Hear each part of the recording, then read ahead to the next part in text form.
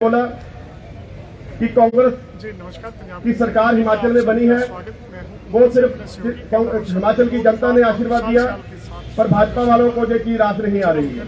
पर आज कांग्रेस पार्टी का हमें विधानसभा के अंदर हर चीज पर घेरने की कोशिश करते हैं। मैं अभी हम विधानसभा के अंदर थे तो हमारे पूर्व में संसद सदस्यता खत्म करने के मंत्री रहे, हेल्थ मिनिस्टर रहे विपिन परमार जी, वहाँ पर हम क्वेश्चन लगा रहे थे कि हॉस्पिटल जो है बिना डॉक्टर के है, बिना नर्स के है, वहाँ पे स्टाफ नहीं है। और मैंने परमार साहब को खड़े होकर बोला, परमार साहब ये बातें तो हमने आपसे पूछनी है, पिछले 5 साल का जो आपने 5 साल में किया वो तो हमने आपसे पूछना है। आप तो हमें क्वेश्चन कर रहे हैं कि जो बिना जो हॉस्पिटल है बिना डॉक्टर के चल रहे हैं।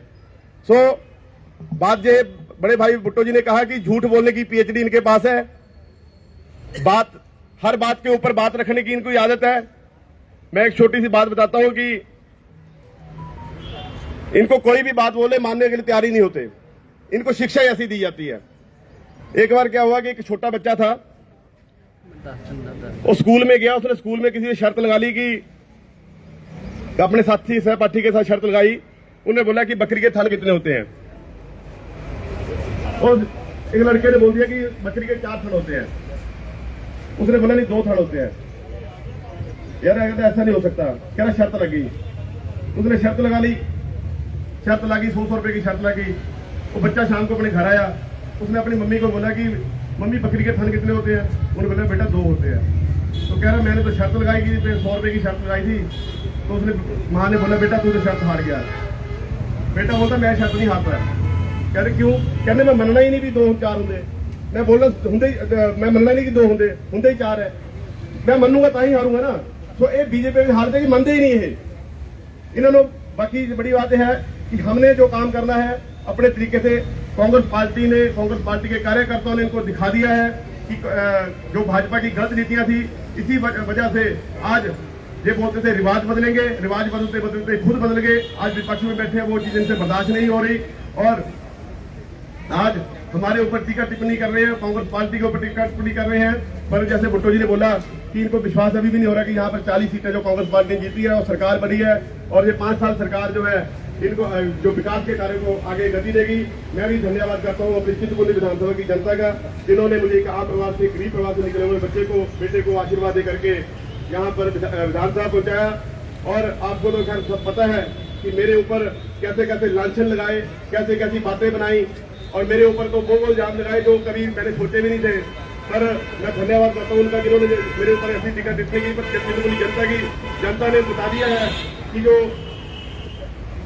हम अपने नेता नहीं बेटे को ही वोट देने से उन्होंने अपने बेटे को यहाँ पर पहुंचाया। और मैं इस माध्यम से चिंतपूर्णी विधानसभा की जनता का भी धन्यवाद करता हूँ, जिन्होंने इनकी बातों को परवाह नहीं करते हुए अपने बेटे को आशीर्वाद दिया। और मैं इस मंच के माध्यम से यही बोलता हूँ कि जिस विश्वास से मुझे चिंतपूर्णी विधानसभा की जनता ने आज यहाँ तक पहुंचाया, उनकी विश्वास पे हमेशा खड़ा उतरूंगा। विकास के कार्य को कभी भी मैं पीछे नहीं हटूंगा, विकास के कार्य को हमेशा आगे बढ़ के करूंगा। बाकी हमारे जिला के उप मुख्यमंत्री श्री मुकेश अग्निहोत्री जी, उनके निर्देशानुसार हमारे यहाँ से जिला के प्रधान, इनके निर्देशानुसार जो भी हमें आदेश होंगे कांग्रेस पार्टी को मजबूत करने के लिए हम दिन रात एक करेंगे। इन्हीं शब्दों के साथ धन्यवाद। बाकी कांग्रेस पार्टी के साथ हम खड़े थे और खड़े रहेंगे। जय हिंद, जय हिमाचल। धन्यवाद। हमारे बीच यूथ कांग्रेस के जिला अध्यक्ष राघव राणा और उनकी टीम भी यहाँ उपस्थित है, उनका भी स्वागत है। अब मैं पूर्व पीसीसी के अध्यक्ष, पूर्व मंत्री श्री कुलदीप कुमार जी, जो हमारे राष्ट्रीय प्रवक्ता हैं, उनको आमंत्रित कर रहा हूं वो आए और अपनी बात हमारे बीच रखें। श्री कुलदीप कुमार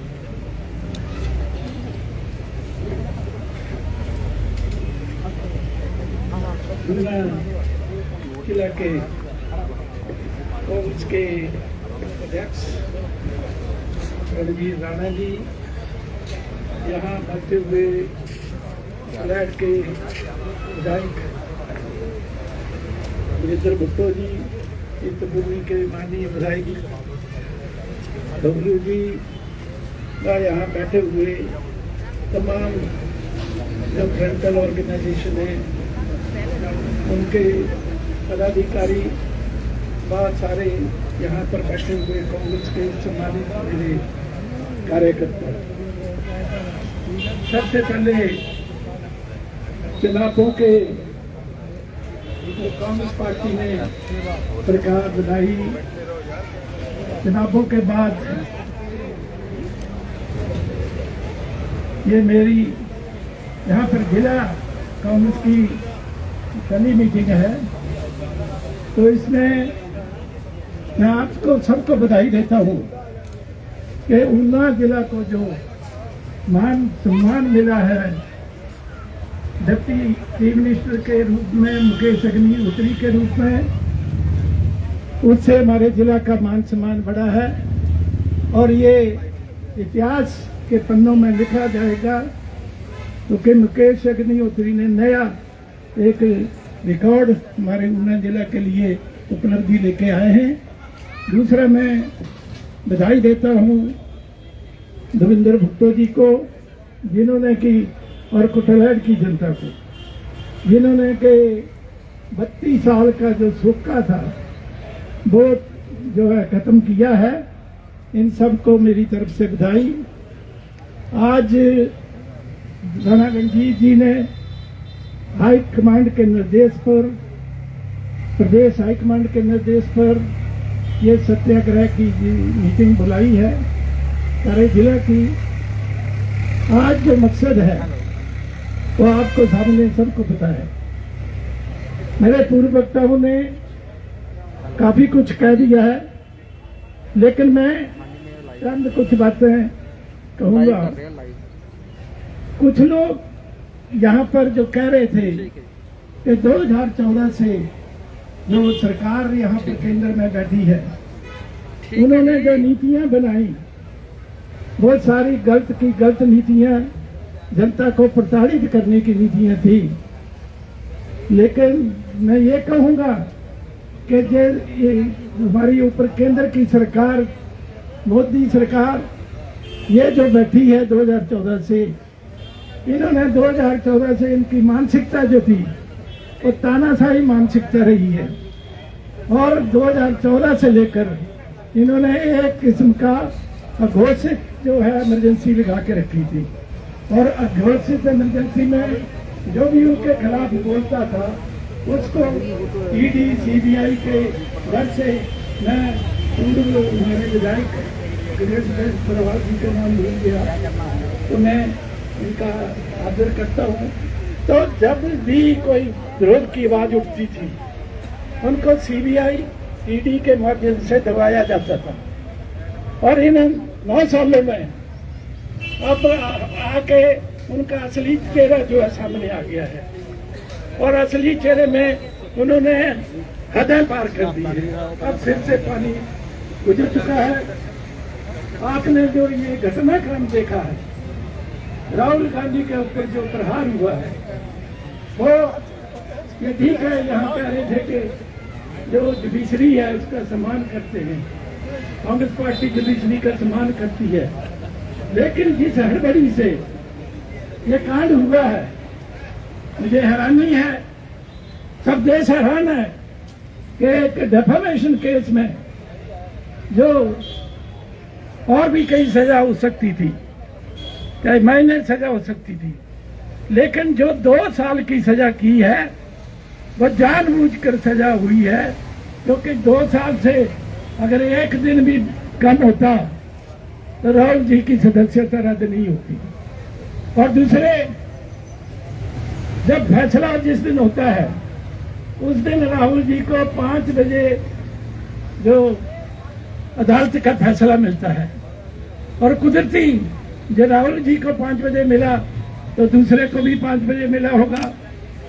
और माननीय जो स्पीकर साहब हैं उन्होंने देर नहीं की, 10 बजे पार्लियामेंट खुली है और 11 बजे तक उन्होंने सदस्य जो है रद्द कर दी।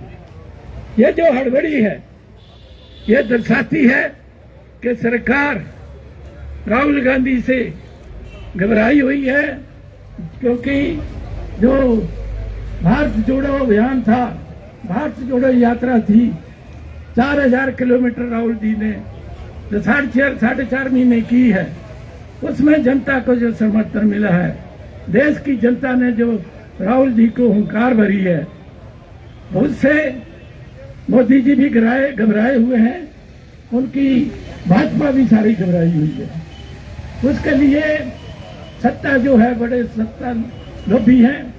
आने वाले 2024 का चुनाव जो नजर आ रहा है, और हद तब हो गई। अब जो पानी है, आप कह रहे हैं कांग्रेस पार्टी को बचाना है, मैं ये कह रहा हूं कांग्रेस पार्टी तो बचाना है, लेकिन अब संविधान को भी बचाना है, देश को भी बचाना है, लोकतंत्र को बचाना है। ये लड़ाई कौन लड़ सकता है? ये कांग्रेस पार्टी ही लड़ सकती है। कांग्रेस पार्टी ने जैसे आप नारा देते हैं, पहले लड़े थे गोरों से, अब लड़ेंगे चोरों से। आज जो लड़ाई है इतनी आसान नहीं है। मोदी जो मानसिकता है मोदी सरकार की, वो है तानाशाही सरकार। इतनी आसान मत समझिए।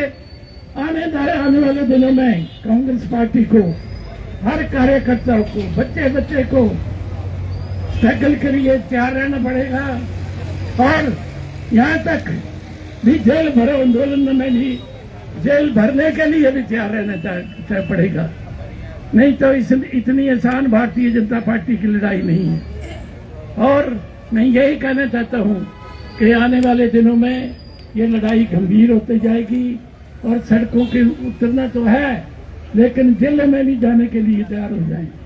तो मैं ज्यादा ना कहता हुआ यहाँ पर राणा जी का धन्यवाद करता हूँ, और राणा जी ने यहाँ मीटिंग बुलाई और सत्याग्रह के लिए यहाँ पर सबको इकट्ठा किया। धन्यवाद। जय हिंद। सभी जो साथी मेरे साइड पे खड़े हैं, कृपया यहाँ आ जाएं, और अभी सभी अपने स्थान पे शांत तरीके से अब मौन रखेंगे, और जब तक हम कहेंगे नहीं तब तक आप सभी यहाँ मौन में बैठकर ये चिंतन करेंगे कि किस तरह से राहुल गांधी जी को न्याय मिले, और ये जो तानाशाही सरकार है कि 2024 में बाहर का रास्ता, इसको दिखाने के लिए हम एकजुटता से आगे बढ़े। धन्यवाद। आप सभी जितने पार्टी के लोग यहाँ खड़े हैं वो कृपया यहाँ दरियों पर बैठ जाएं और शांत चित्त भाव में बैठकर ये चिंतन करें, मनन करें। धन्यवाद।